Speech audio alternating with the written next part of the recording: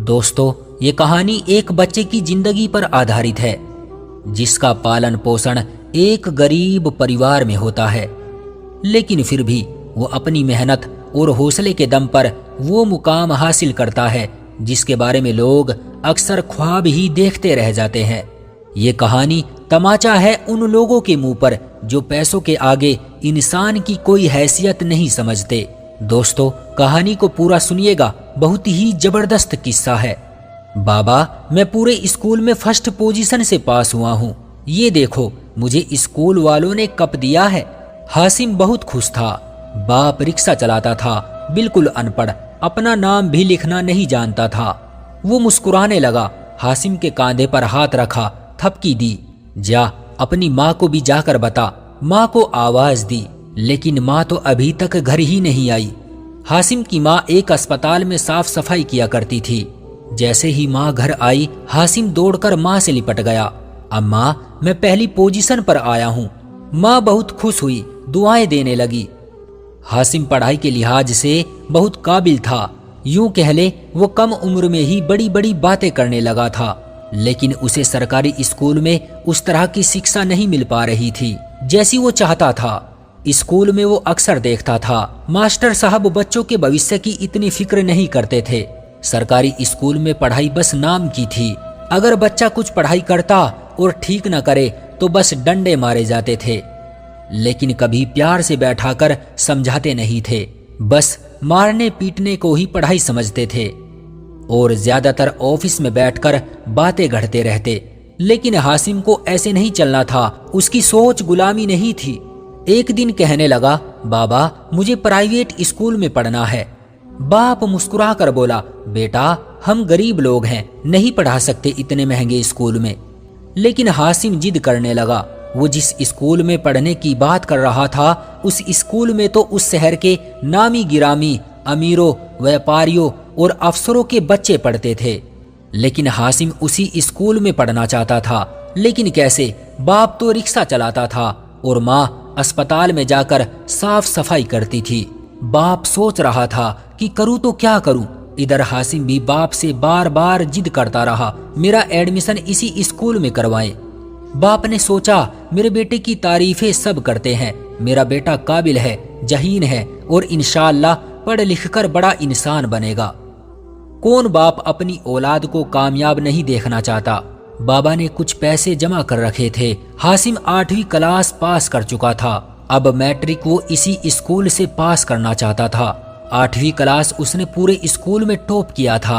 बाप हासिम को लिए उस अमीर लोगों के स्कूल पहुंच गया।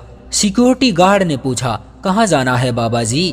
वहाँ बड़ी बड़ी कारें थी। हासिम के बाबा ने रिक्शा पार्क किया, सब हैरत से देख रहे थे। सिक्योरिटी गार्ड ने पूछा, कहाँ जाना है? तो बाबा आहिस्ता से बोले, मैंने अपने बेटे का दाखिला करवाना है। सिक्योरिटी गार्ड ने हासिम और उसके बाबा की तरफ देखा और मुस्कुरा कर बोला, बाबा जी लगता है आप गलत स्कूल में आ गए हो, यहाँ आपका बच्चा नहीं पढ़ सकेगा। खैर, सिक्योरिटी गार्ड ने अंदर भेज दिया। स्कूल अंदर से किसी पार्क से कम नहीं था। खूबसूरती थी, साफ सफाई, रंग बिरंगे फूलों के पौधे। हासिम बहुत खुश हुआ। जब प्रिंसिपल ने बुलाया तो बाबा पुराने से कपड़े पहने हासिम का हाथ थामे ऑफिस में दाखिल हुए। प्रिंसिपल मैडम हैरत से देखने लगी, बैठ जाइए। जी बताएं कैसे आना हुआ? हासिम के अब्बा आहिस्ता से बोले, मैडम जी मैं अपने बेटे का दाखिला इसी स्कूल में करवाना चाहता हूँ।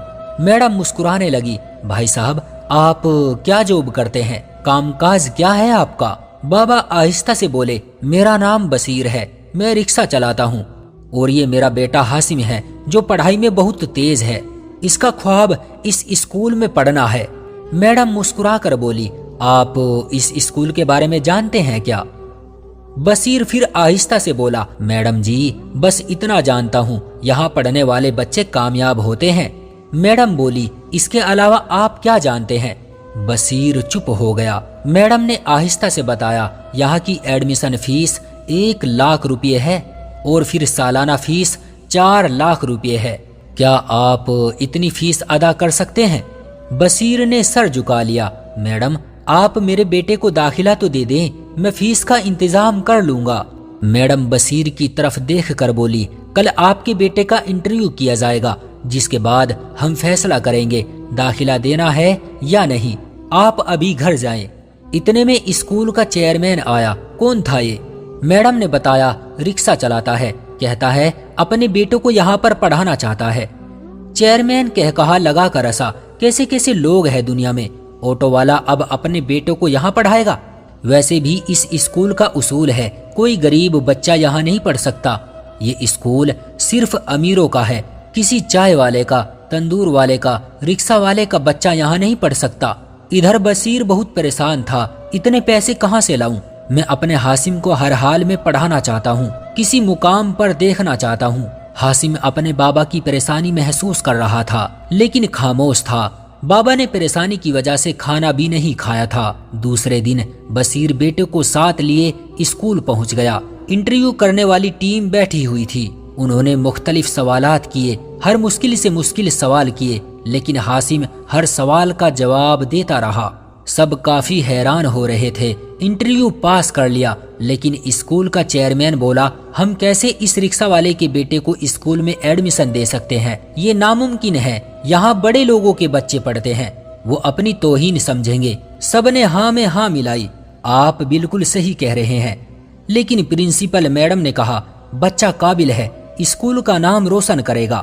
وہ سب یہ باتیں کر رہے تھے کہ حاسم مسکرا کر بولا آپ سب کو آپ کا مقام، آپ کی امیری مبارک ہو۔ محنت میں نے کرنی ہے اور صلہ اوپر والے نے عطا کرنا ہے۔ حاسم اٹھا، سلام کیا اور چل دیا۔ چھوٹا سا بچہ بہت بڑی بات کہہ کر گیا تھا۔ حاسم اپنے بابا کے سینے سے لگ کر رونے لگا۔ بابا جان آپ پریشان نہ ہو، اتنے بڑے اسکول میں پڑھنے کی کوئی ضرورت نہیں، جہاں انسان سے زیادہ پیسے کو اہمیت دی جاتی ہے۔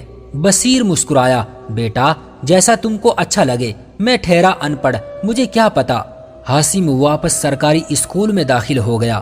باپ دن رات محنت کرتا، ماں چپراسی بن کر اسپتال میں جھاڑو پوچھا کرتی۔ حاسم نے میٹرک میں ٹاپ کیا، وقت گزرتا رہا، ہر سال فرسٹ پوزیشن سے پاس ہوتا اور پھر وکالت پڑھنے لگا۔ ماں باپ کی اکلوتی اولاد تھا، لیکن اب بصیر بوڑھا ہو چکا تھا۔ حاسم محنت کرتا رہا، وہ جانتا تھا محنت کرنے والوں کو اوپر والا کبھی تنہا نہیں چھوڑتا۔ ہوا کچھ یوں بھی تھا کہ غریب سمجھ کر سب رشتہ بھی توڑ گئے تھے، کوئی منہ نہ لگاتا تھا ان کو۔ حاسم کی ماں 50 سال کی ہو چکی تھی اور آج بھی وہ ہاتھ میں جھاڑو لیے اسپتال میں صاف صفائی کرتی پھرتی تھی۔ اور پھر وہ دن آیا، حاسم ایک وکیل بن گیا اور پھر وکالت کے بعد خوب محنت کی اور تب تک قدم نہ روکے جب تک جج کے عہدے پر کھڑا نہ ہو گیا۔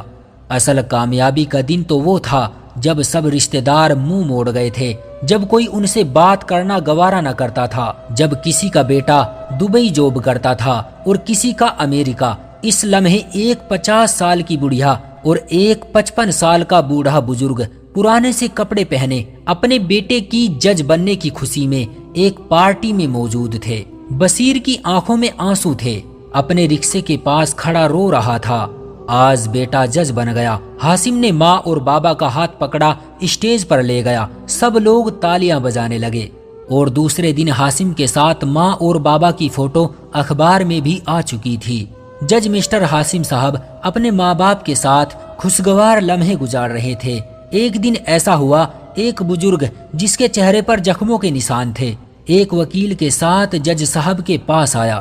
وکیل حاسم سے کہنے لگا، جج صاحب امریکن اسکول کے چیئرمین کے بیٹوں نے جائیداد تو باپ سے زبردستی اپنے نام کروا لی ہے، لیکن اب ان کے بچے ان کو ساتھ رکھنے کے لیے تیار نہیں ہیں، یہ چاہتے ہیں کہ انہیں انصاف دیا جائے۔ حاسم نے جب اس بوڑھے کی طرف دیکھا تو اپنی کرسی سے اٹھ کھڑا ہوا، اس بوڑھے کے قریب آیا۔ بابا جی کیا آپ مجھے پہچانتے ہیں؟ میں کون ہوں؟ بزرگ انکار میں سر ہلا کر بولا، نہیں بیٹا۔ اتنے میں حاسم کے بابا کا فون آیا، پتر میں تیری عدالت کے باہر بیٹھا ہوں، ڈاکٹر کے پاس جانا ہے، میں انتظار کر رہا ہوں۔ حاسم نے اپنے بابا کو عدالت کے اندر آنے کا کہا، پھر اس بزرگ سے مخاطب ہوا، سر جی آپ امریکن اسکول کے چیئرمین مالک ہیں، یاد کریں آج سے 13 سال پہلے ایک بچہ آیا تھا جس کا باپ رکشہ چلاتا تھا۔ اس بچے نے انٹرویو کے دوران ہر سوال کا جواب دیا، لیکن آپ نے یہ کہہ کر اسے ایڈمیشن نہ دیا اس اسکول میں صرف امیروں کے بچے پڑھتے ہیں اور کسی رکشہ والے کا بچہ یہاں پڑھے یہ ہماری توہین ہے، اور آپ نے اس بچے کو داخلہ نہیں دیا تھا۔ جانتے ہو وہ بچہ کون ہے؟ وہ آپ کے سامنے کھڑا جج حاسم ہے، اور وہ جو بوڑھا سامنے سے چلتا آ رہا ہے نا، جسے آپ نے جاہل کہا تھا اور بہت باتیں سنائی تھی، وہ اس جج کا باپ بصیر صاحب ہے۔ اب میں آپ سے کیا کہوں، ہم کو جاہل کہنے والا ایک جاہل کے سامنے رو رہا ہے کہ میرے بچوں نے سب کچھ چھین لیا، مجھے اپنے ساتھ نہیں رکھنا چاہتے۔ آپ کے بچے تو تمہارے ہی اسکول میں پڑھتے تھے نا؟ سنا ہے ایک بیٹا آپ کا دروگا ہے جو آپ سے ملنے ہی نہیں آتا، اور دوسرا کسی محکمے میں کلرک ہے۔